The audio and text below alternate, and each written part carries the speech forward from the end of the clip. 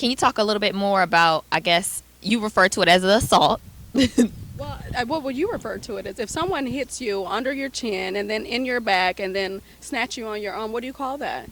It's a little, yeah, it's a little rough. Yeah, no, I'm with you. I'm assault. Okay. Can, Okay. can we can you can can you talk about because I asked her. Wait a minute. I asked Rico, Okay. the celebrity designer that you're Right. friends with, Sure. and I don't think he was. I don't know if he was there at that moment. And he kind of told me what. I guess let me. Why don't you just tell me what happened at STK from. Right. So the STK event, and guys, I know that you are so confused by it because it wasn't filmed. It wasn't meant to be filmed. This was supposed to be something very personal between only her and I. This was not for TV, not for show, not for ratings. Who gives a damn about it? But there was a situation where she was some people that she was around all day was kind of texting me wanting me to come and be around them and to be in that space with her, and I was very I was a little leery about it, and really didn't want to. But then Dineva, Funky Dineva, you guys go to funkydineva.com, amazing blogger just like yourself or whatever. But he had texted me and said, "Hey, I'm here with Mariah now, having drinks with her, and inadvertently, I am the reason why you guys are not talking. And if that is the case," he said he wanted to fix it. Of course, immediately I picked up the phone. I'll tell you why he thought that he was the reason, because it was kind of like the last straw for me. Um, Dineva was the person that she said, "You know what? I should have never made that B word. I should have never made that B word relevant or whatever." And of course, that kind of got back to me or whatever. And then all the things that her and I we were already going through, and then what I had already seen from her in season 1, it was just so much. And I think that was like the last straw. And I said, I need to take a step back from this because the energy is going dark. It's not bright anymore. It's not fun. It's not of love and sisterly love. So I need to take a step back from this. And so that was the final straw.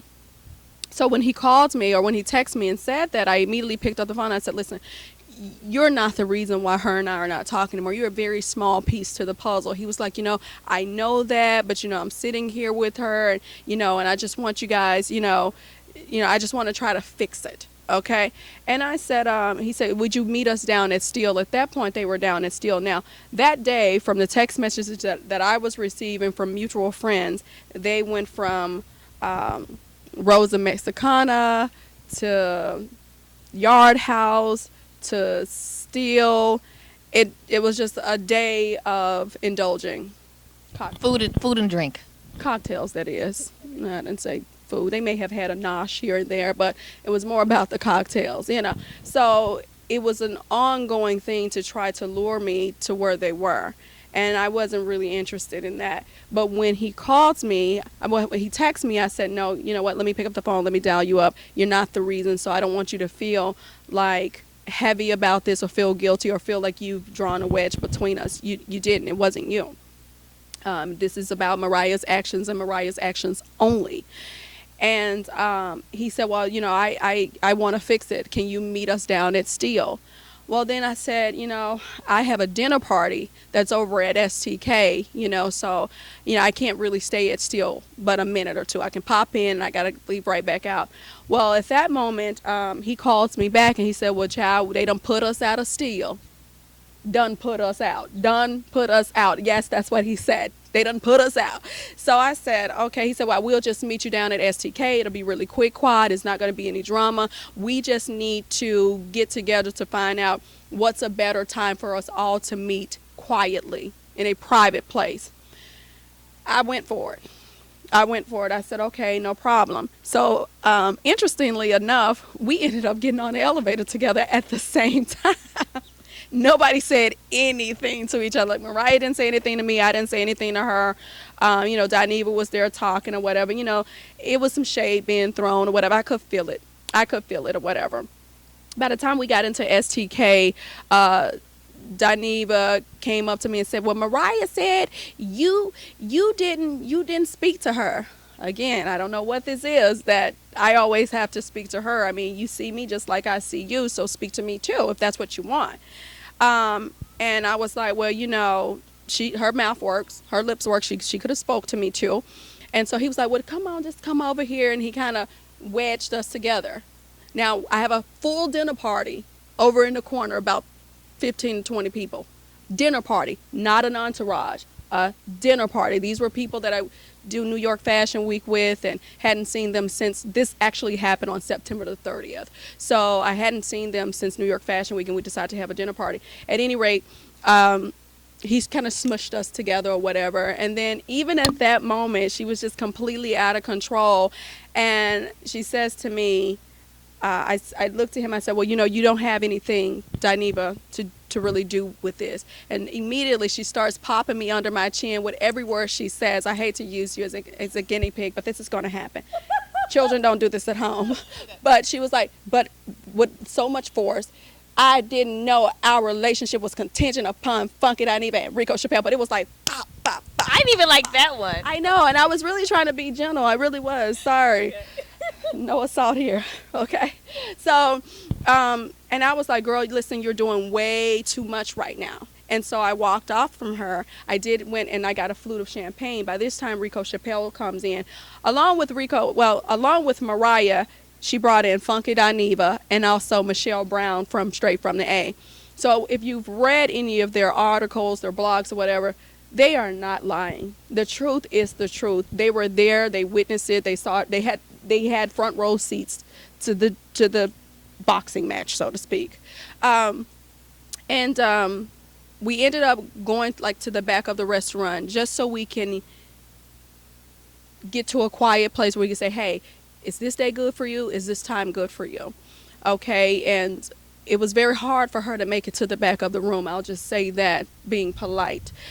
She was definitely inebriated. She was not herself. She was completely belligerent, very much so out of control, no shoes on, holding up the wall. She had a glass of red wine even then, and we said, hey, there's been some untruths being told, somebody here is lying. We need to get to the bottom of this and hash it out. I said, fine, Wednesday will be a really good time. Does Wednesday work for you? Everyone said yes, except her, and she, and Dineva said, well, whoever's not present, they're lying. And I said, well, it definitely won't be me. And at that point, I said, Mariah, you don't need this. And I took the red wine away from her because I saw her condition. I said, you don't need this. And then that's when she goes on to say, don't worry about me, Miss Quad. Don't worry about me. Worry about Rico Chappelle. And I'm like, what are you talking about? You said something about me on camera. And at that moment, I was not even speaking about the distance between her and I on camera. I wasn't going to do that. That wasn't my intention. I was just kind of going to say, hey, you know what? I'm married now. Life is kind of going in a different direction. I still love her, but, sorry, guys, you're not going to see us that close anymore. But when she acted out the way that she did in a public place with so many people watching, there's no way I can deny that. There's no way I can now keep that concealed. It's just no way. We go up to the front of the restaurant. She slumped over on the bench. It wasn't looking good. She then asked Rico Chappelle, hey, do you have a table? He says, no, I don't have a table. Quad has a table or whatever. Can you ask Quad, can I sit at her table? At that point, I thought, okay, you know what? My area is well lit. This doesn't look good for her to be in the front of this restaurant slumped over like this in this magnitude. It just doesn't look good for her. So I thought that with it being well lit, that it would make her more astute, more alert. I was very wrong. Well, she did become more astute and alert, but it was just a confrontation at the table. She began to yell and scream at one of my friends, squeezing her hand. I mean, yelling at just out of control. And so another friend of mine saw that. At that time, I was standing over by Funky Dineva and Michelle, and it was just like, quiet.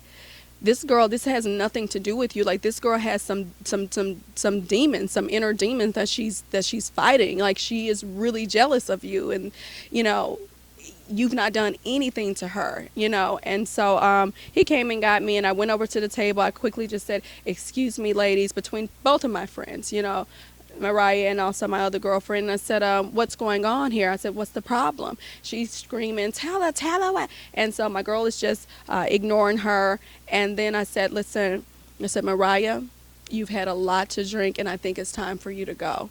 That's when she sprouted out the chair. She started hitting me in my back, snatching me on my arm, just going nuts. You choosing her over me? You choosing her over me, Quad? Yelling just out of control. By this time, there's another birthday party behind us. They see that this situation is transpiring. The young lady goes to get security. The security snatches her up and, ushers her out to the door, feet dangling, and her purse is still there on the bench. And of course, I'm mad and I'm upset. I take the purse off the bench and I toss it to Michelle and I say, get this ish. You guys figure that out. Y'all know what I really said. Out of here. And I tossed the purse over to Michelle. Michelle misses the catch. The purse fell on the floor. Now, Mariah's version will definitely tell you, Quad, she set me up. It was an ambush. She wanted her friends to come up against me. My friend stayed completely out of it. She actually drawed one of my friends in by squeezing her hand and yelling at her. And it wasn't like I came in kicking down doors, turning over tables and throwing purses. It was after the fact. It was a reaction from what she put out there. So that was an effect from her cause. You understand what I'm saying? And that's how the purse ended up on the floor. Ended up doing all type of theatrics and shenanigans outside. Tried to get back into the restaurant. They were like, ma'am, you cannot get back in here. I then told Michelle and Dineva, please make sure she gets home safely. And so Dineva ends up driving her home, and Michelle drives her car, of course, to follow them to make sure that they got into the city. So that was the whole STK debacle, guys. I'm sorry for those of you who believed that I was the problem. It wasn't me. I don't really act out like that. Now, will I speak strongly to you and say, yes, you've hurt me, you're not being honest? Absolutely, and you've seen that in the tranquility room. But never have I called Mariah out of her name. Never have I physically assaulted her.